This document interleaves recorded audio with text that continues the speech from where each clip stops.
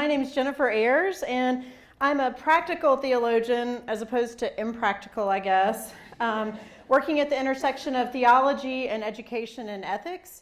I teach religious education at Candler School of Theology, where every year I encounter more students who are passionate and committed to addressing the situation of food justice. And they come at it from economic and ecological, political and social lenses. And they're pushing me constantly to rethink my own work and questions. So Daryl already sort of addressed the point I wanted to make, which is just one, and that is that it is probably time, and for many of you long since past time, to retire some language that we've been using in the food justice movement, and that is the language of food desert. We can retire it because we can honor its contributions and also now confess its limitations. And I will start with myself. So in 2013, I published a book called Good Food.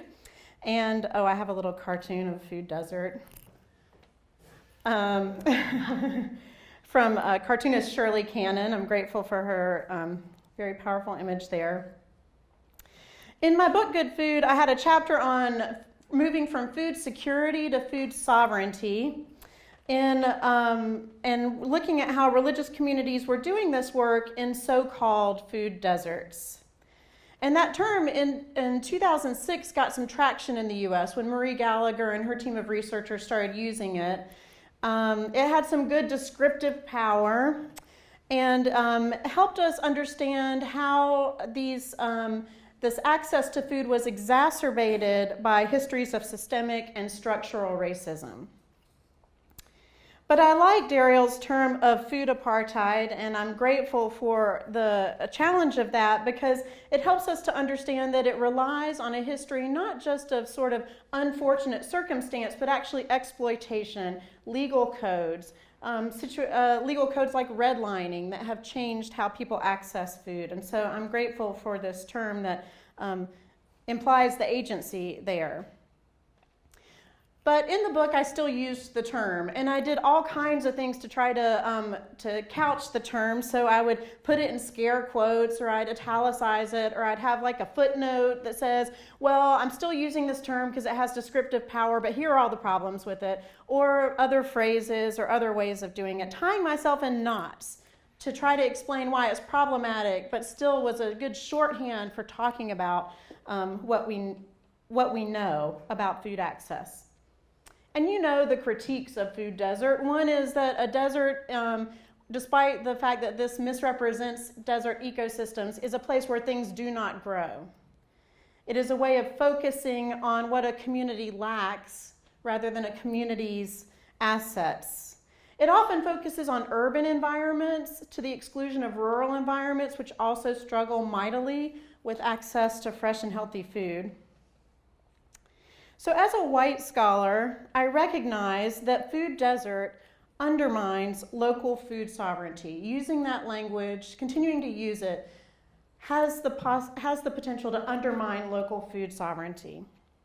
It reinforces racialized and economic modes of paternalism. And here's why. And even as the language of food desert is starting to slip out of public discourse, in many places it's not. It's still a pretty powerful image.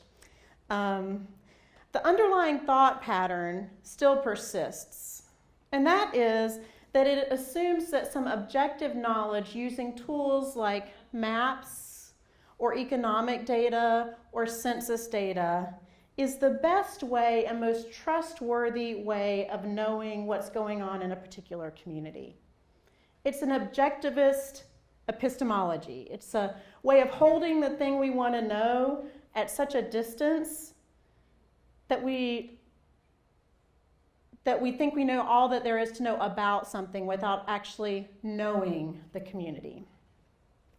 This sometimes it ignores local wisdom, and it fails to do what Donna Haraway calls a situated way of knowing, by being inside a community, by understanding the people and building relationships of affection with people. It tends to yield calculated solutions that are sort of one size fits all. And so we have, even from the highest office in the land, initiatives toward bringing grocery store chains to communities. And that's not a bad thing, but it can't be the only response. So these calculated solutions are often imposed from outside, involves corporate grocery chains, so still drawing on consumer capitalism to solve these problems. It also draws on work of nonprofit organizations whose leadership sometimes exclude people from the very communities that they profess to be in partnership with. And it perpetuates problematic modes of charity, disrupts self-reliance, self-governance, and sovereignty. But really, this is a slide from Trinity. So a desert is also a fallacy, and in so many of these communities, people have been working to build local food systems for a long time, since before 2006, since before anybody was talking about a food desert. I love this billboard, by Any Greens Necessary, and I think it's a wonderful model. One of the people I worked with when I was in Chicago was Veronica Kyle at Faith and Place. And she said, "Who told you you live in a food desert? Who decided that?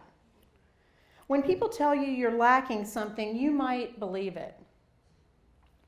And so I had another picture of the Lincoln Memorial Congregational UCC Church Community Garden, where Veronica Kyle and Wylonda Harris are standing in this verdant, blooming, overflowing garden with a bunch of adolescents, and they are the leaders with partners who are supporting their work and leadership.